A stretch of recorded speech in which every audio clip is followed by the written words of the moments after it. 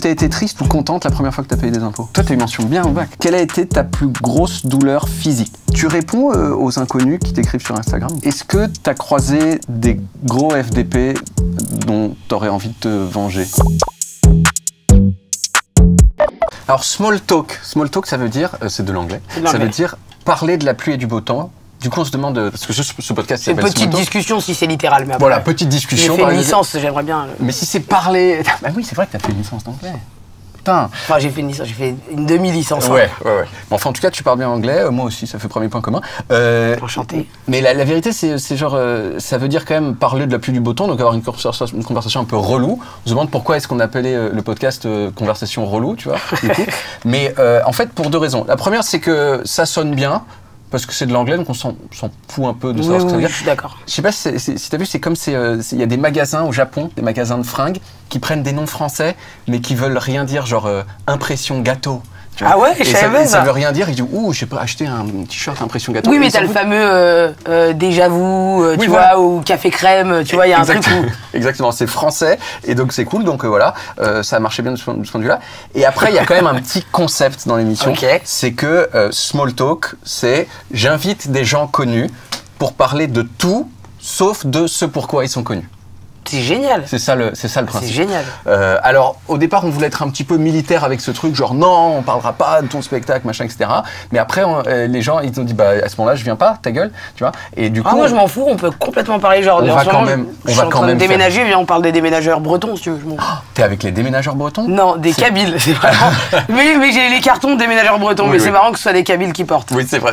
Mais voilà. C'est quoi? C'est les chefs, ils sont bretons et les Kabyles, ils portent, c'est ça? Alors, je sais pas, moi, j'ai juste ramené des cartons avec écrit déménageurs bretons. Et j'ai ramené d'autres Kabyles, personne s'est parlé. Ouais. Et du coup, ils ont juste porté les cartons des déménageurs bretons. D'accord. Non, mais on parlera quand même, on fera un intermède promo d'1 minute au centre de Small Talk. Melha Bedia, comment ça va? Ça va super, et toi? Mais ouais. Alors j'ai prononcé ton nom à l'anglaise? Assez correctement. À l'anglaise, Melha Bedia. Melha Bedia. Je suis une British. Mais alors, t'aimes pas qu'on francise ton nom?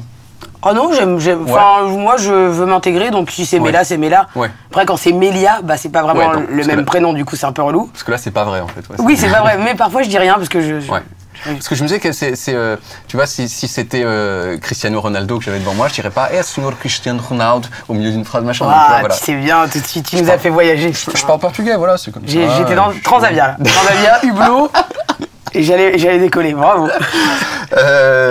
Donc je vais essayer de t'appeler quand même Melha parce que c'est quand même... Mais tu le dis bien en plus. Ouais. Tu es né le 22 décembre 1990. C'est ça. C'est-à-dire que tu es né sous Mitterrand. Ouais. Enfin, pas sous lui, je pense que c'était genre dans une maternité normalement. Oui, voilà. Très peu de gens sont nés sous François Mitterrand. Oh, faut chercher. Hein. Quelques-uns. C'est quoi tes souvenirs de François Mitterrand? Un gentil, après c'est devenu un méchant. Tu sais, de ce que j'entendais des adultes, c'est qu'il était génial, c'était un homme de gauche qui pensait au peuple, et je crois qu'il a aboli la peine de mort, c'est ça? Oui. Il me semble et après il y a d'autres trucs cool, genre socialement, pour les gens qui étaient en galère, genre je crois la sécurité sociale, la carte vitale, non, Léon Blum, je sais pas, je mixe avec plein d'autres mecs de gauche qui ont aidé les immigrés, du coup je l'aimais bien, et là maintenant avec du recul j'ai l'impression que on l'aime plus trop. Maintenant dans les discussions ou les dîners de famille, j'entends ah non, c'est à cause de Mitterrand il a fait du mal, alors qu'à l'époque c'était genre, même t'allais au bled, les gens disaient Mitterrand, c'était leur gars sûr, tu vois. Et je crois qu'avec le temps on est en train de se rendre compte peut-être des conneries qu'il a dû faire. Ouais, il y avait quelques petits trucs un peu... Mais comme tout homme politique, j'ai l'impression, T'es né où? Exactement. Déjà reste tranquille parce que j'ai senti Là tu m'as mis une pression, alors genre t'es né où? J'ai senti un truc un peu genre Skyrock Planet Rap. Pas du tout. Non, tout va bien? Pas du tout. Non, je suis né à Paris dans le 18e. Ouais. Et si tu devais essayer de donner envie de Paris 18e arrondissement, tu dirais quoi? Moi j'en ai pas vraiment envie de Paris 18e. Ouais. Je suis désolé, no offense. Non, en vrai j'ai vécu mon premier appart en coloc. C'était avec une copine à moi, Daisy, c'était rue du Marché Ordinaire. Ouais. Et c'était dans le 18e. Et c'était cool, mais c'est entre Bobo et non, c'est Bobo et Kaira. Non, c'est même pas vraiment Kaira, c'est entre Bobo, migrants. C'est cool, j'aime bien, c'est cosmopolite. Après, je peux pas y vivre parce que c'est trop proche de chez ma mère. Ma mère, elle est à Asnières. Oui. Et en fait, si je suis dans le 18e, j'ai trop l'impression qu'elle va me voir fumer une clope. Donc, du coup, j'ai eu besoin d'aller vraiment dans le centre de Paris pour pouvoir fumer des clopes. Et ne pas que ta mère te voie. Exactement. Bah ouais, en fait, non, mais c'est cool parce qu'il y a un vrai truc où tout le monde. TV, il y a un vrai melting pot de. tout le monde est mélangé et tout le monde peut acheter à 3h du mat un Mr Freeze ou une nana qui est, tu vois, une botte de menthe pour faire du thé à l'amande. Donc je trouve ça génial, tu vois. Il y a quand même des taxiphones qui vendent des fruits et légumes, tu vois. On en est là dans le 18e. Il y a quand même mais en fait, c'est ce truc, je sais pas s'il y a d'autres quartiers, en tout cas à Paris, où c'est comme ça, c'est genre, t'as quand même l'avenue Junot.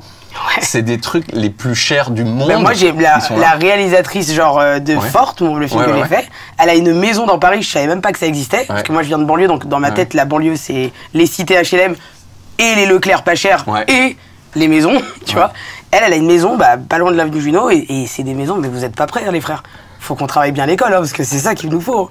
C'est des vraies maisons avec du jardin, c'est des maisons. Et le truc, c'est qu'à genre à 5 minutes de ça, t'as la Goutte d'Or. Vraiment à 5 minutes. C'est bien, moi, je trouve. Mais il n'y a pas 50 quartiers comme ça, quoi.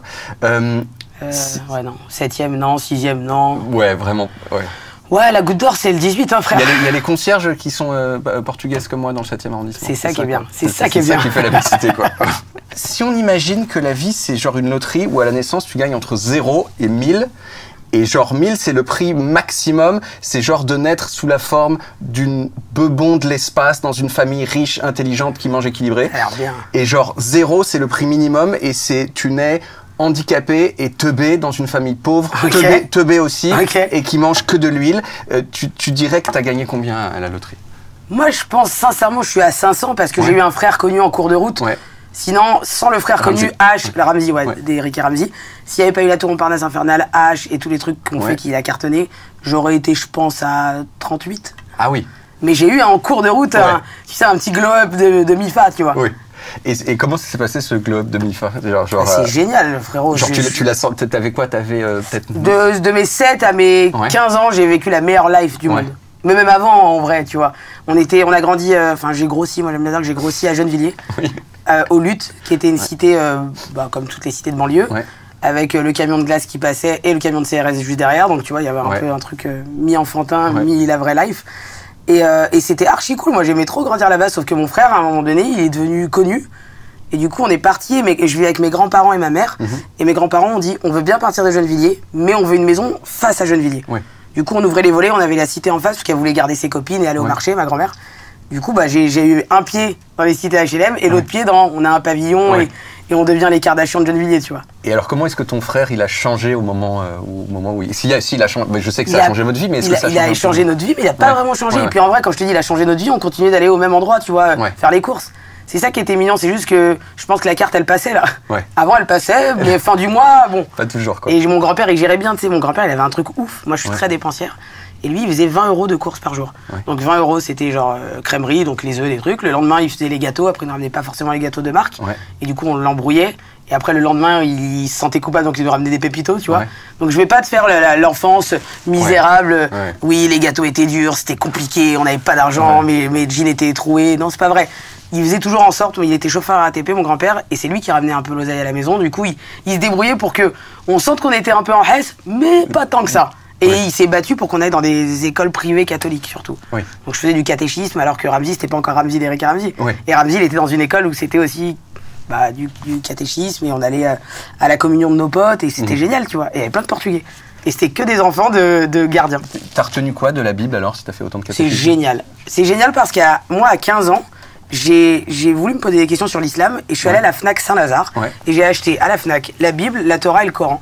Et je les ai lus les trois d'une traite et je me suis dit, mais en fait, tout se suit, il n'y a pas d'embrouille, les frères. Normalement, on se tient tous la main et on fait une ronde. Et après, moi, ça m'a permis de me dire, ah, mais ce que j'apprenais au catéchisme, on faisait le jeu de loi avec les apôtres, tout ça, je comprenais pas. En fait, tout est lié. Dans le Coran, on me parle de Marie, de Jésus, des apôtres, on me raconte tout ce qu'il y a dans les autres livres. Donc c'est génial. Donc voilà, après... Mais tu si t'as envie de choisir l'islam, frérot, c'est bien, c'est la dernière. Enfin... moi, j'ai par exemple, j'ai l'iPhone 13, là, tu vois. Si toi, tu veux rester à l'iPhone 6, c'est ton problème, tu vois. Après, chacun fait ce qu'il veut, tu vois. Il y a des gens, tant qu'il marche. Tant qu'il marche, le téléphone. Et puis, si on veut se convertir à l'islam, c'est pas si dur, quoi. Non, c'est une phrase, une douche. Ouais, ça va. Et quand je dis douche, c'est les ablutions. Ouais. Mais c'est vite fait. Faut pas appeler ça une douche si t'essayes d'être... Mais c'est pour vous attirer, tu vois. Mais donc quand même, t'as étudié la Bible à fond la caisse, quoi. Pas à fond la caisse, j'ai fait 2 ans, mais attention, c'est catéchisme de quand t'es en primaire. C'est-à-dire vraiment, on jetait les dés, t'avais les 12 apôtres, ça. C'était mignon, quoi. C'était ludique, c'était le catéchisme ludique. Le 11 septembre 2001, t'avais 9 ans. Ouais. À peu près, oui, c'est ça, t'avais 9 ans. C'est pas nous, hein. Not in my name, tout ça. Hein. Mais tu te souviens, parce que tout le monde se souvient, même quand on est Je me souviens. Et alors, est-ce que tu peux raconter ça? J'étais aux toilettes. Ouais. Vraiment, voilà. Ouais. De toute façon, j'allais pas être la meuf qui allait attirer des cums dans ce podcast, je le savais. Bah, pourquoi pas. Ouais, oui, mais des mecs chelous, genre, qui aiment bien les meufs qui vont aux toilettes. Non, mais j'avais 9 piges, et j'étais rentré exceptionnellement, j'avais pas mangé à la cantine, je sais pas pourquoi. Et du coup, je me souviens de sortir des toilettes et voir ces images dans la télé. Ouais. Et ma mère, genre, en larmes, parce que ma mère pleure pour tout. Ouais. Alors là, elle avait le droit de pleurer, il y a des raisons, mais elle pleurait pour tout. Lady Di, j'ai un souvenir de ma mère, quand Lady Di est morte, elle coupait des carottes. Les larmes, mais si tu veux, vraiment, elle ne s'arrête pas de pleurer. Je pensais que c'était quelqu'un de notre famille. Je me suis dit, c'est charmé parce que c'est triste. Mais on a quelqu'un, genre, en Angleterre, elle peut nous mettre bien. Si ma mère, elle pleure comme ça pour les Didi, comment elle va faire quand je vais mourir ou quand. Tu vois ce que je veux dire? Et donc, tu étais aux toilettes, t'es sorti des toilettes et là, j'ai vu des trucs et j'ai pas compris. Bah, tout le monde s'est dit, ah, c'est un jeu vidéo, tout le monde s'est dit, ah, c'est un nouveau film. Et après, 10 minutes, tu comprends. Et après, bah, pendant une semaine, un mois, on a encaissé, nous, les rebeux. C'était ton premier souvenir de... Non, parce que Lady Di, c'était avant. Lady Di, c'était avant, mais moi... Premier souvenir d'actualité. Ça m'a fait actualité Lady Di, et j'ai revu ma mère en pleurs, et je me suis dit, waouh, soit c'est Lady Di qu'on a retrouvé et qui est pas morte, soit... Et non, le 11 septembre, c'était marquant, quand même. C'était choquant, ce qu'ils nous montraient à la télé. Ah bah c'est... Ouais, c'était ouf. Moi, j'avais déjà 20 ans. Et toi, tu l'as vécu comment? T'étais où, toi? Moi, j'étais au Portugal et j'étais dans ma maison. Vous avez eu les nouvelles à temps, c'est bon? Ouais. C'était pas genre le 16 septembre que vous avez appris le 11 septembre. Non, parce que c'est un mec à cheval qui arrive avec les nouvelles, quoi. Oui, c'est ça, c'est d'Artagnan, non? Et non, je partais, c'était la fin des vacances, je devais rentrer à Paris et j'étais un peu triste parce que c'était la fin des vacances. C'est fou de rentrer les fins des vacances le 11 septembre. T'étais pas très scolarisé. Non, mais la fac, moi j'avais 19 ans. Ah oui, t'es la fac, ok, c'est tellement chouilleux, c'était la fac déjà. Voilà. Et je devais partir, j'étais un peu triste. Tout à coup, j'ai entendu ma mère hurler. Et pareil, et la tour qui tombe. Et j'ai dû prendre l'avion ce jour-là parce que je partais ce jour-là. Et donc j'ai pris l'avion en me disant putain, il y a quelques heures, il y a un avion exactement pareil que celui-là qui s'est mangé des trucs. Mais j'ai été upgradé, j'ai eu du champagne, je me suis bourré la gueule. Ah ouais? Donc voilà, donc c'était cool, quoi. À l'école primaire, est-ce que t'as croisé des gros FDP dont t'aurais envie de te venger? Non, parce que au début, j'étais une enfant très réservée. Oui. Pas vraiment au surpoids et tout, mais juste j'étais dans mon coin. Après, j'ai commencé à manger plus de goûter que prévu. Oui. Et après, mon frère, il est devenu connu. Donc, je suis devenue populaire et grosse. Donc, c'était génial. C'est archi rare. Genre, quand tu regardes les séries où t'as le quarterback qui sort avec la pom-pom girl, ça n'existe pas. Mais là, moi, j'ai vécu ça à Nières. T'es les deux en même temps, quoi. Les deux en même temps, grosse populaire. Et grosse populaire, voilà. Et donc tout le monde était sympa avec toi, quoi. Ouais, après tu sais, je me rendais compte que j'étais pas la petite fille très féminine, donc je me suis mise à jouer au foot pour serrer un mec qui s'appelait Arnaud Messager. C'était le fils de la maîtresse. Je me suis dit à un moment donné, juste pour qu'ils disent Melha comme t'essaies de le dire, tu vois, avec l'accent, quand il choisit les gens de l'équipe, je me suis dit à un moment donné, je vais me bagarrer. Et je suis devenue archi forte au foot. Et j'ai commencé à oublier Arnaud Messager et à préférer être milieu offensif, tu vois. Donc vraiment... Enfin, t'as été une des meilleures joueuses jeunes de France, quand même, non? Ah, ben je crois qu'on était 3 à l'époque. C'est ça qui est ouf, c'est que personne m'avait calculé parce qu'on n'en parlait pas du football féminin. J'ai joué au PSG, ouais. En fait, j'avais fait des détections. Je jouais à la Colombienne, à la Colombe, pas loin d'Asnières et de Gennevilliers, tout ça. C'était en 92 et c'était dans le même club que le Racing. Tu sais, le Racing où il y a le rugby, tu vois, vraiment. Et puis les gens super riches. Aussi. Ouais. Le Racing, non, c'est pas si... Racing Club de... Peut-être. Le Racing Club de France, pour moi, c'est vraiment un... Je crois que tu parles d'un country club, toi. Ouais, il y a un truc. Et truc moi, je parle d'un stade à Colombe. Ah oui, d'accord, donc rien à voir. Mais non, mais je vois ce que tu voulais, où t'as voulu aller. Mais je... Non, vraiment, on prenait le bus, tout ça. C'était pas ouf. C'était pas ouf. C'était relou, même. Et du coup, là-bas, on m'a dit, ah, mais elle est trop forte, elle peut pas rester avec ces gens. Je suis allé au PSG, au Camp des Loges, à Saint-Germain-en-Laye. J'ai refait des tests là-bas et je suis rentré au PSG féminin. Mais à l'époque, je te jure, il y avait 2 clubs. À mon époque, t'avais Lyon et Paris. Ouais, qui étaient les seuls 2 clubs féminins. Oui, et puis franchement, personne calculait, personne ne posait les yeux sur le football féminin en France. T'as failli aller aux États-Unis? C'est ça. Bah, parce que comme j'étais très forte, ce qui est ouf d'ailleurs, mais j'étais vraiment très forte, il y a des détections qui ont eu lieu. Et c'est à l'époque, le football féminin aux États-Unis, c'est le feu. Tu vois, c'est genre le football masculin, mais là-bas, avec les meufs, tu vois. En fait, ce que je comprends des États-Unis, c'est que tout le monde s'en fout un peu du foot. Parce que c'est le soccer, tu vois. C'est le soccer, football, tu vois. Mais c'est un sport qui est plus un sport de filles que de garçons. Ouais, bizarrement, et c'est génial, mais sauf que nous, on savait pas. Et je vous jure que ma mère, elle a appris que c'était stylé d'aller au PSG. Elle a eu le contact pour qu'on fasse les détections au PSG en regardant Télématin. C'était William Lémergie. C'est William Lémergie, le mec, au début, il y a longtemps. Tout à fait. Bah, et je te jure, elle avait pris, c'était très touchant, parce qu'elle mangeait ses biscottes, et elle l'avait noté sur un demi-post-it qu'il fallait contacter le Camp des Loges. Du coup, elle a même pas demandé à Ramzy, parce que Ramzy était déjà connu, il aurait peut-être dû... Et non, elle a appelé, elle a dit, ma fille, elle est très forte, Et du coup, j'y suis allé, je suis resté 2 ans là-bas. Et quand il y a des entraîneurs de Cleveland qui sont venus, ils ont dit on veut la petite grosse et on veut l'autre. Et ben ma mère elle a dit bah non, tu vas pas y aller. Et du coup, elle m'a brisé mes rêves et ma carrière. Et tu regrettes? Ben je sais pas, j'aime bien ce que je fais aujourd'hui, mais j'aurais bien kiffé aller à Cleveland faire des jongles. Enfin, c'était ouf. Bah oui. Moi, je m'intéresse pas énormément au foot, mais c'est vrai que le truc, comme tout le monde, je pense, je suis impressionné par les jongles. Tu sais faire encore beaucoup? Oui, après je suis devenue de plus en plus lourde, mais dans le mauvais sens du terme, tu vois. Pas lourde, genre, elle est lourde. Lourde, heavy, heavy, tu vois. Donc genre la margarine, frère. Tu fais moins de jongles que quand t'avais 15 ans, quoi. Je t'en fais 100 si tu veux. Ouais. Si t'en veux combien?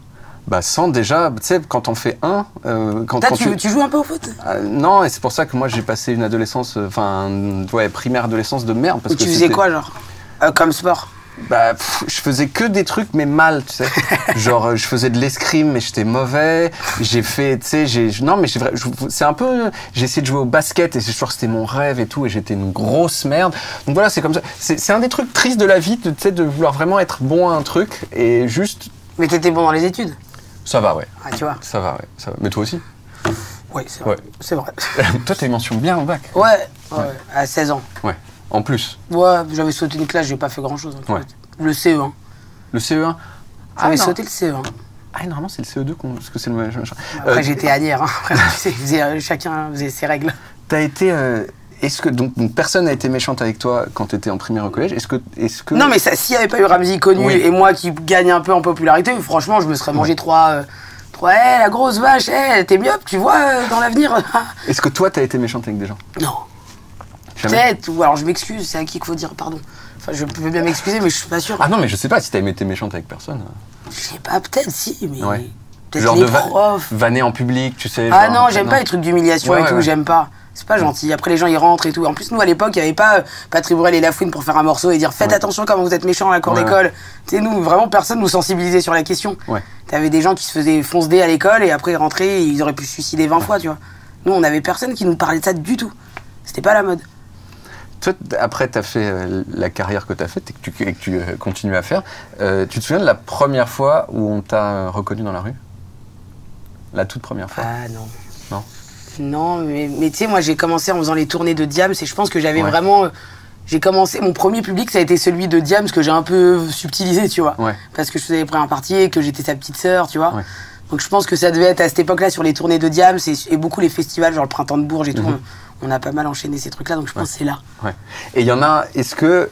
tu te souviens d'un moment où on t'a reconnu et où une interaction avec un inconnu dans la rue, genre qui t'a marqué? Déjà, faut que tu saches que connu ou pas connu, moi les gens ils aiment bien venir me parler comme je suis grosse. Ils se disent elle est sympathique, elle a le temps. Ils se disent ça les gens. Ils se disent, si tu regardes bien les gros, ils ont un capital sympathie, genre Maïté, t'as envie d'aller lui dire des trucs. J'ai envie de me confier moi à Maïté. Je la vois dans la rue, j'ai envie de lui demander des trucs. Parce que tu penses que les personnes grosses, elles sont genre... Bah les gens un peu rondouillards, il y a un truc... Pas inoffensif, mais les gens ils se disent elle a le temps. Ouais. Ou par exemple les gens qui viennent me demander de l'argent, ils m'en demandent souvent parce qu'ils doivent se dire elle doit être seule, elle doit beaucoup manger, être seule, elle va forcément me donner 5 euros. Et c'est vrai, tu vois, je mange beaucoup, je suis seule et je les donne les 5 euros. Non mais en vrai, non, pour pas faire de vanne sur ça, il y a un vrai truc où les gens ils aiment bien venir me parler. Vraiment j'ai un truc de... Même sans la notoriété je te parle. Ouais. Là il y a eu un vrai moment où on me reconnaissait un petit peu, c'était beaucoup, t'es la sœur à... Et là t'attends 1000 ans avant qu'ils trouvent. Et c'est le moment le plus gênant. Et des fois, je me suis souvent dit, quand on te reconnaît, tu dis quoi? Il y a plein de gens qui s'arrêtent et qui me disent ah putain, je vous ai reconnu. Et je dis merci.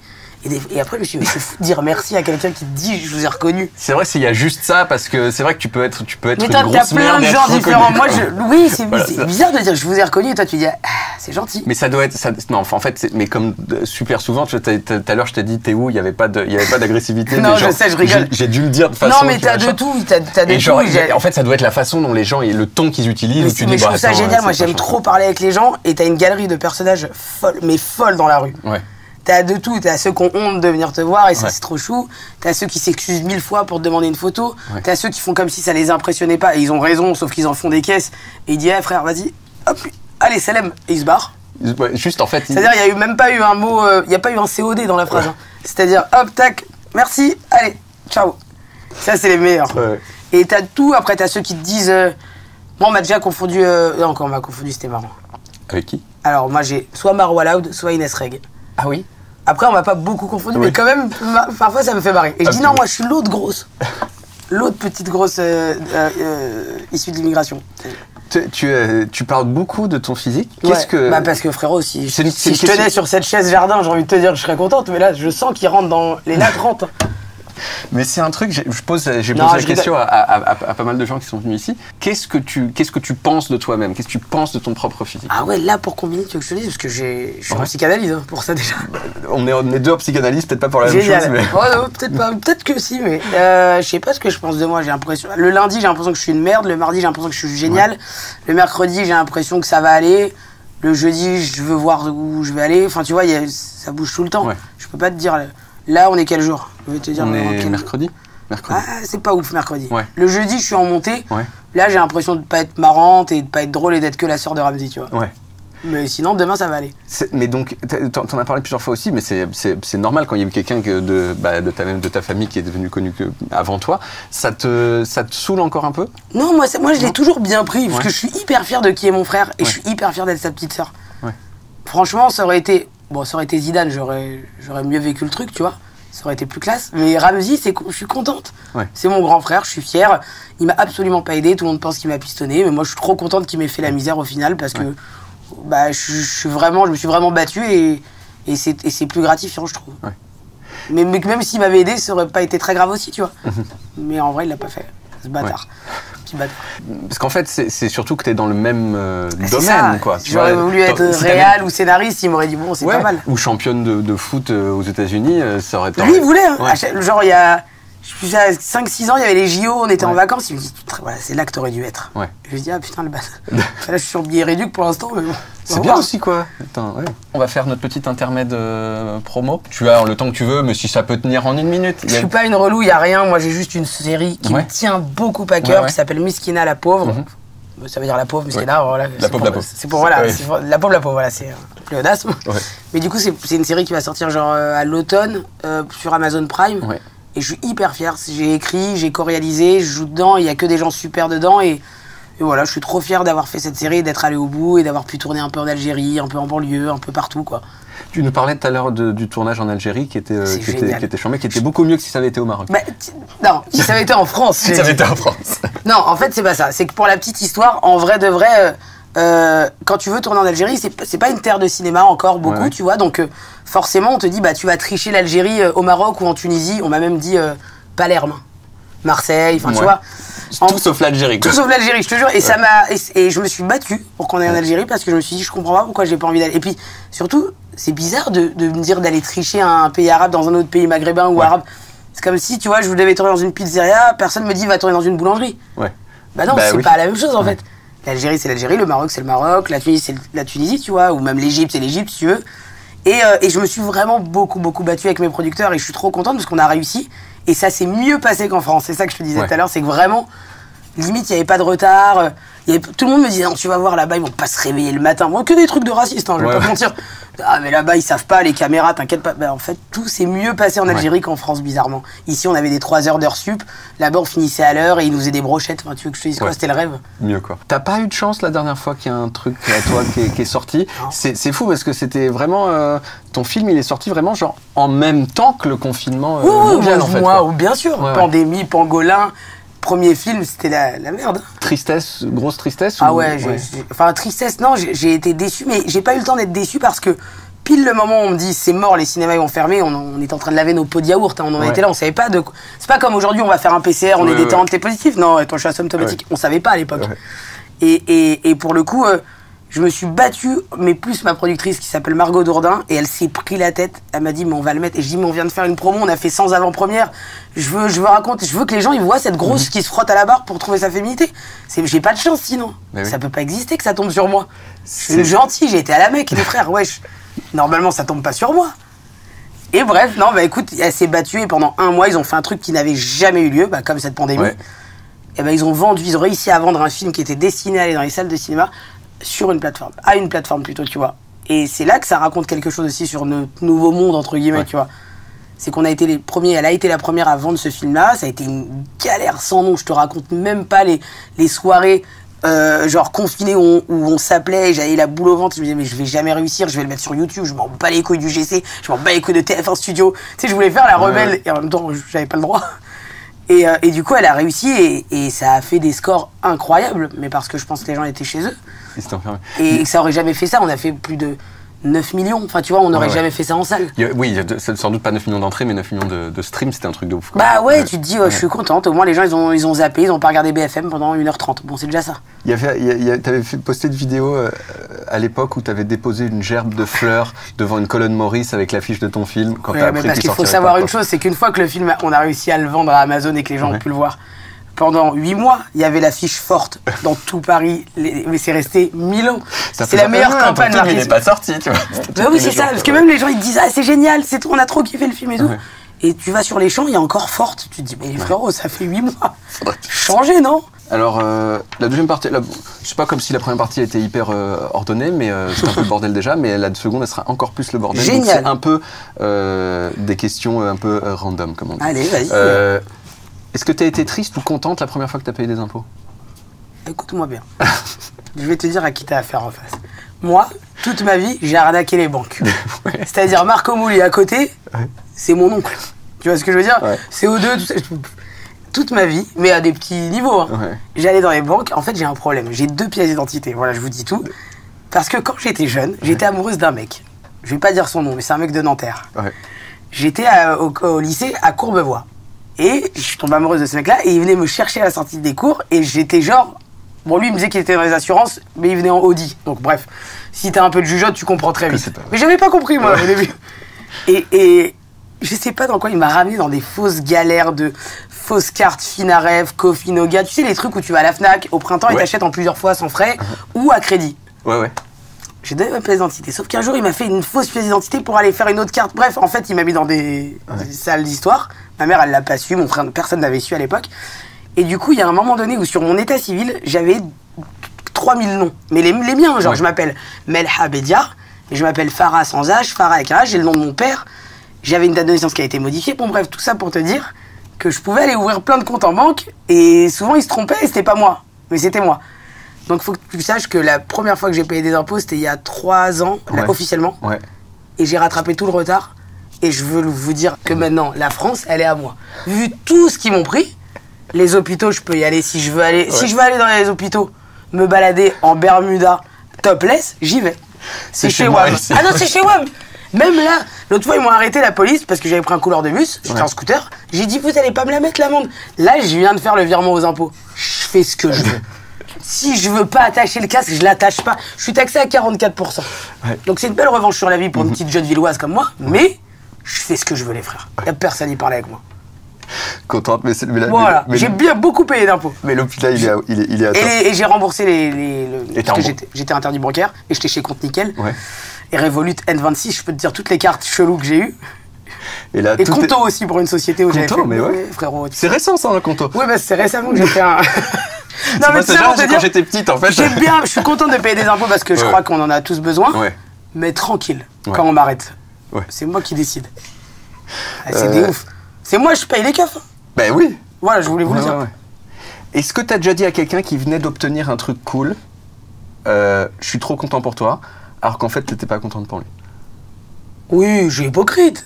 Bien sûr. Mais aussi genre. Non, mais jaloux aussi. Non, jamais jaloux. T'as un cœur pur. Non, je te dis, j'ai pas un cœur pur. J'ai le yin et le yang. Il y a un côté noir. Il est. Voilà, il est à rediscuter. Et le blanc, il est blanc. Mais. Je suis très jalouse en amitié, en amour. Par exemple, toi, tu vas interviewer quelqu'un d'autre demain, ben, je peux être jalouse de la personne que tu vas interviewer. Mais jaloux, je vais pas être envieuse. Demain, t'as 3 appartes et ils sont avec terrasse et il y a une piscine sur le toit, je suis trop contente pour toi. En plus, t'es portugais, vraiment, je suis contente pour toi, mon frère. Mais en vrai de vrai, je suis pas jalouse de ce que les gens ils vont avoir, mais je peux être jalouse dans les relations humaines. Mais pas forcément de ce Je veux être la numéro 1 de tout le monde. Par exemple, je veux être ta préférée. Une fois que t'auras fini ça, je me dis, putain, mais là, c'était ma préf. Le dites pas, mais c'était ma préf. Non, mais moi, je dis plus professionnellement, tu vois, genre, il y a quelque chose que. Non, je suis pas une rageuse. Non. Après, les humoristes, c'est des rageux entre eux. Dans le milieu de l'humour, je te parle. Le cinéma, c'est encore autre chose, c'est le 7e art. T'as ceux qui font des films populaires et ceux qui font des films d'auteur. L'un méprise les autres, c'est génial, mais non, l'humour, les gens se détestent un peu, je trouve, moi. Mais toi, tu les détestes. T'as jamais fait genre putain. Donc si, en fait. Oui, mais c'est pas. En fait, j'arrive pas à être méchant plus de 10 minutes. C'est ça que je te dis la vérité. Il y en a une, elle va m'énerver, une humoriste ou un humoriste, je vais dire, ah vas-y, et ça va durer 10 minutes. je peux pas le tenir sur la longueur. Genre sur un an, ça me saoule d'être méchante. Mais méchante 10 minutes. Ouais. En plus, si c'est veille de règles, frérot, c'est fini. Je le fais fondre, le mec, ou la meuf, c'est fini. Tu peux être comme ça, genre, tu veux dire méchante devant les gens, comme ça, genre devant. Ah oui. Ouais. Ouais. Bien sûr. Genre quoi? Genre, si je suis un peu mal luné ou énervé, ou je vois qu'il y a un truc de manque de respect, tu sais, je vais pas faire la Miss France de j'aime pas l'injustice, mais si je vois un truc injuste, je peux m'énerver très fort. J'aime pas. Et j'ai une langue, elle est mauvaise. Ma mère, elle me dit qu'elle est trempée dans de la harissa et du miel. Donc je peux être mignonne et en même temps, elle est harissa, quoi. Mais c'est pas la harissa et le miel en même temps, c'est-à-dire que c'est deux fois harissa, deux fois miel. Non, c'est pas du sevi, c'est que je suis algérienne, il n'y a pas de... On sait pas doser, malheureusement. Est-ce que tu peux raconter un rêve que tu as fait et si tu arrives à l'analyser pour nous-mêmes? Je me rappelle pas de mes rêves. Et toi, tu te rappelles de tes rêves? Ça m'arrive. Non, récemment, ça peut être un vieux rêve, hein. Je veux dire, pas un rêve de merde, mais un rêve d'ancien, ouais. Qu'est-ce que j'ai rêvé? J'ai rêvé, que j'avais un serpent dragon, mais que c'était genre mon scooter. Et mais je sais pas où j'allais, j'étais au-dessus des océans. Ouais. Et il y avait une chanson de Zouk, je te jure, c'est vrai. Ouais. Et pendant longtemps, j'ai raconté ce rêve à des potes et à mon psy.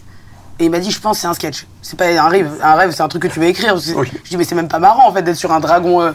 Il faut qu'il arrive des trucs au dragon. Je sais pas, il y en a qui m'ont dit, c'est l'objet phallique du serpent. Les serpents. Rapport au Zouk. J'ai dit, bon, quoi, je comprends pas, tu vois. Je crois que le serpent pour Freud, c'est la teub, je crois.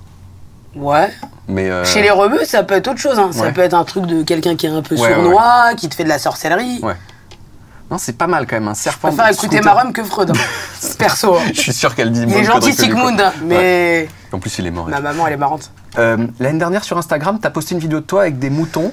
Et ces moutons, ils avaient pas l'air d'apprécier ta personnalité. Non, ils m'ont esquivé. Je me suis dit, c'est fou, si même les moutons, ils m'esquivent. Ça t'a blessé? Ouais. Je trouve ça blessant de ouf que les moutons, ils me contournent. Que les mecs, ils me contournent en soirée. Allez, ça arrive à plein d'autres meufs, tu vois.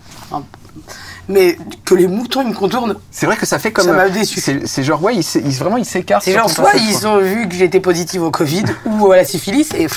Mais peut-être être berger, c'est une skill, quoi. En tout cas, c'est pas mon truc à moi. Mais j'ai voulu essayer, tu vois. Je me suis dit, pourquoi pas me rapprocher. Tu réponds aux inconnus qui t'écrivent sur Instagram? S'ils sont frais, ouais.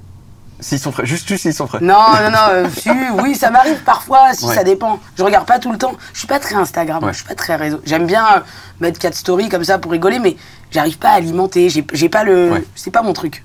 Putain. Et après, c'est des gens que je connais où je réponds, c'est ça le problème. Mais il y a un onglet invitation par message. Tu veux qu'on réponde tout de suite en direct à quelqu'un? On va pouvoir répondre. Allez. Alors. Qu'est-ce qu'il me veut lui? Oh là là, les problèmes. Alors, hello, j'espère que tu vas bien. Je fais un défi DM sans célébrité. Je voudrais te poser la question suivante. Quel est ton jeu de société préféré? On va répondre à Léonie. Léonie, c'est Léonie. Léonie, tu vas avoir ta réponse. Ah, c'est Time's Up. Hello. Ouais. Léonie. 2 NIE. Ouais. Très bien, c'est pas n'importe qui. Hello Léonie, j'adore Time's Up.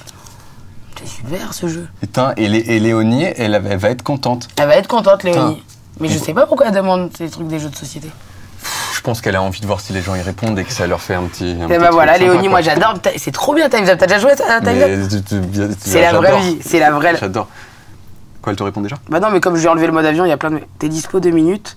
Que je déménage en même temps. Ah oui, d'accord. Les déménageurs. Bah là, en fait, je te dis la vérité, je suis pas dispo, mais dis-moi parce qu'ils m'ont laissé utiliser mon téléphone pour Combini. Donc Léonie, on lui a répondu. Léonie, on a répondu. Ça, c'est bien. C'est nickel. Bravo à Léonie qui a gagné un truc de ça. Il serait un mauvais présentateur. Ouais. Bravo Léonie qui a gagné un truc de. On s'en fout. Merci Léonie par rapport à ton mec. Je sais comment fermer cette séquence. T'aurais pu être le Michel Drucker portugais. Ouais. J'allais prononcer Michel Drucker à la portugaise. Comment ça ferait quoi? Michel Drucker? C'est mignon. Drucker, ouais, je sais pas si c'est mignon ou pas. Est-ce que. Qu'est-ce que. Pardon, j'aurais vraiment été nul. Il y a une question que j'aime beaucoup poser aux gens en général dans la vie, c'est quelle a été ta plus grosse douleur physique? Alors. Le moment où tu es le plus. Frérot, je suis hypocondriaque, je peux te faire une liste, c'est-à-dire par ordre alphabétique. Mais en vrai de vrai, le truc le plus dur, c'est que j'avais un calcul dans la vésicule biliaire. Putain. Team calcul, team vésicule. J'ai plus de vésicule. Alors, t'as J'ai toujours ma vésicule. Donc, t'as eu un calcul dans la vésicule biliaire. Et ils ont dû m'enlever tellement il était gros. Ouais. Enfin, il passait pas par les voies naturelles. Ouais. Et ben, ils ont dû m'enlever. La zézette, hein, comme on l'appelle. La zézette, voilà. Je sais pas si j'ai envie qu'on dise la zézette comme ça. Non, c'est chelou, non, dans une petite salle comme ça, zézette et tout. Zézette. Ok. Non, mais du coup, ils m'ont enlevé la vésicule biliaire. Mais c'est pas un truc dont t'as hyper besoin, c'est pas genre comme genre les yeux ou non, c'est pas... c'est pas genre un poumon qu'on m'a enlevé, ouais. on l'a mis de téco. Et non, je te jure, on n'a pas besoin normalement. Ah, mais je crois que je savais, c'est genre, en fait, la vésicule biliaire, c'est genre... Ça stocke la bile. C'est un truc, t'as un sac à dos et maintenant t'es obligé de la produire direct. C'est une usine à bile, alors que là, maintenant, la bile, elle part en fluide. Bah, comme ce postillon, voilà. Ah oui, donc calcul rénaux, donc ouais, c'est la pire douleur. Ouais. Les gens ils disent ça et les accouchements et que c'est un peu. Je te dirai dès que je t'accouche, je t'appelle. Dès que j'accouche, je t'appelle direct dans une minute. C'est quoi ton médicament préféré? C'est le Gaviscon. Ouais. Et après c'est citrate de bétaïne. Donc cuite pour les cuites ou la digestion cuite non, mais digestion oui. Ouais. Je bois pas d'alcool, mais bon, pourquoi pas un jour. Mais en vrai, ouais, Gaviscon, c'est le feu, par contre. Gaviscon, c'est ce truc un peu visqueux. Bah écoute, je peux... T'en as là? Bah ouais, dans toutes mes bananes, j'en ai. Attends, c'est par rapport à mon déménagement, ça vous dérange pas? Allô? Attends, je mets le haut-parleur, comme ça tu vas être dans... Oui. Peut-être qu'ils vont te garder sur le combini. Je me suis permise d'appeler les déménageurs, des vrais, qu'ils ont des trucs là, qui emmènent au toit là. J'ai envoyé les... Ah ça y est, les frères, j'ai envoyé les photos et tout. Je lui dis bon, ça coûte combien? Il m'a dit 170 € et on vient demain matin. Bah vas-y, dis-lui ok en virement. Voilà. Super, bah merci Christelle, confirme-les, je t'appelle en sortant. Dis-leur oui. Merci, voilà, ciao. Allez, ciao. Alors l'isopaïne, c'est le feu aussi. Hein. Donc c'est le mot de gorge. Ouais, c'est de la lidocaïne direct qui agit localement. Et en fait, quand t'as mal à la gorge, comme moi j'ai souvent mal à la gorge, et ben, ça agit tout de suite localement, quoi, tout de suite. Ça anesthésie un petit peu. Et Gaviscon menthe sans sucre, donc... Non, moi c'est pas mes préfs, je préfère les blancs, attends, je te trouve. Ça, c'est les blancs. Ah d'accord. Et donc ça c'est quand il n'y a pas... c'est la hesse. Donc ça c'est digestion aussi. Ça c'est digestion. Digestion, mot de gorge quoi. Digestion, mot de gorge. Après on peut aller chercher d'autres choses hein, si tu veux. Ah t'as une armoire à pharmacie quoi. Mais tu veux un truc? Ah bah si t'as de la bonne cam. Ah non, après c'est que des trucs. Non, de la bonne cam de médicaments. Ah ouais, il est malade celui-là. Non, après j'ai que du Gaviscon là aujourd'hui. Mais si tu veux, j'ai un autre sac où... Gaviscon c'est très bien. Moi je me souviens que c'est ça, et c'est bien visqueux, c'est ça? Ouais, c'est visqueux. Bien visqueux, ouais, c'est ça. On a eu des gens qui aimaient beaucoup le Smecta. Ah, non. C'est comme boire du ciment, c'est chelou. Oui, c'est ça. C'est bizarre le Smecta. On va finir avec là. On va prendre un petit, mais ça fait pas de mal, tu vois? Ah bah oui, si ça fait ça te nique pas ta race si t'as pas mal à la gorge. J'en ai donné trop, c'est pas des tic-tac, vraiment genre prends un. Beaucoup quoi. Hop là. Tu peux les remettre dedans, mais ça se voit que tu t'es pas lavé les mains. Garde-les. Bah parce que tu as les mains moites comme moi, il fait chaud. C'est vrai. Garde-les pour après. Ou envoie-les au Portugal peut-être. Mais non, faut sucer. Mais alors, je peux sucer et croquer. Ouais, moi j'aime me toucher. Ah ouais? Par contre, quand je suis allé en Algérie, ils ont une passion Gaviscon, ils en ont là-bas. Hein. C'est pas genre embargo du Gaviscon, mais c'était très marrant. Il y avait un médecin sur le plateau, il me disait donne-moi 2-3 Gaviscon, et c'était le médecin. Tu peux dealer des trucs avec du Gaviscon en Algérie? Pas qu'en Algérie, hein. Le Gaviscon c'est une monnaie, genre. Même en France. Hein. Tu vas dans les bars et tout, il me dit attends, tu peux entendre des gens dire quoi, t'as un Gaviscon, t'as le blanc, et le blanc c'est le rare. Celui-là il est relou, celui-là. Putain, tu payes un Gaviscon. Il va falloir arrêter la small talk là. Ah bah. Machin. Mais c'était vraiment trop sympa. C'était trop cool aussi. De venir me voir. Merci David. J'ai un petit cadeau pour toi. Ah. Avant de partir. Je vais te faire regarde. Alors, je suis désolé, je n'articule pas parce que du coup j'ai de la isopaïne dans la gueule. C'est un banco. Okay. J'adore. Et l'idée, c'est il faut que tu le dises avant. Donc tu peux, c'est pas non plus ça. Tu peux pas gagner des fortunes. Hein, c'est 5 000 €. T'es un vrai Portugais pour m'avoir ramené un jeu de grattage. Donc 44% iront aux impôts quand même. Donc c'est encore moins que ça. Et l'idée c'est tu grattes. Et j'aimerais savoir qu'est-ce que tu fais si tu gagnes ces 5 000 €. Déjà ça sent qu'on va pas gagner. Allez mon frère, je te souhaite une belle journée. Tiens, voilà, on est perdu. C'est de la merde. Voilà. 0. Mais non, faut prendre les cash. Les cash? Ah, je connais pas. Non, l'autre jour, on a pris millionnaire. C'est trop compliqué. Non, pas millionnaire. Il faut que tu prennes des cash, des jackpots ou les x20. Ouais. Et ça, c'est bien. C'est pas mal. Et même Blackjack, c'est pas mal. Vegas, c'est pas mal. Je suis très... Je vais vraiment mal finir au bar tabac PMU avec les isopaïnes comme as. Mais c'est bon en fait. T'as vu comment c'est? Tu veux un? Prends un. Franchement, c'est. Prends un. Moi j'adore. Toi, je t'aime bien, il n'y a pas de vésicule. Toi, tu m'énerves. C'est ma vésicule. C'est des mentos, quoi. C'est des mentos qui te soignent. Si vous avez aimé ce podcast, vous pouvez faire un truc assez sympa. Vous pouvez aller sur la page Wikipédia de Melha Bédia. Oui, du coup, c'est une page Wikipédia. mais exactement, putain, jusqu'à la fin des blagues. Et vous pouvez prendre, parce que tu as donné pas mal d'informations sur toi. Ouais. Dans ce podcast, et vous pouvez prendre ces infos et vous les mettez sur la page Wikipédia et vous mettez en source ce podcast. Et donc, la connaissance universelle, elle sera améliorée grâce à Smalltalk. Merci beaucoup, Melha. Merci, frère.